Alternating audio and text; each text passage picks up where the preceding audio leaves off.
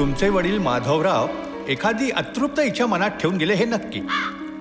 तो काय बोललास पेंडाजवळ जाऊन? बाबा उठा ना, सेम तुमच्यासारखा दिसणारा माणूस. रिअली? कोण असावा हा माझ्यासारखा दिसणारा माणूस? एक माणूस तुझ्यासारखा दिसतो म्हणून त्याच्याशी आपल्या कुटुंबाचा काय संबंध आहे? योगायोग मनावर घेऊ नकोस व्यंकटेशा. मला आवडलीस तू, माझ्याशी लग्न करशील? असं कधी होऊ शकतं का की नवऱ्याचं एखादं सिक्रेट बायकोला कधी कळलंच नाही? भागीरथी! मनापासून प्रेम करता येत नव्हतं माझ्यावर तर माझ्याशी लग्न कशाला केलं? माझ्या बाबांचा कोणीही तिरस्कार केलेला मला कधीच आवडणार नाही. टाकलेली बाई म्हणूनच पडणार का कमी? भूतकाळाच्या खपल्या कधी काढू नयेत.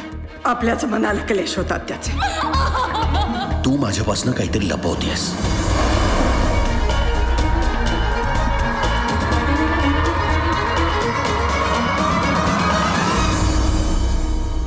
आज मी बोलणार. कोण आहात तुम्ही साहेब? 50 वर्षानंतर आज मी बोलणार.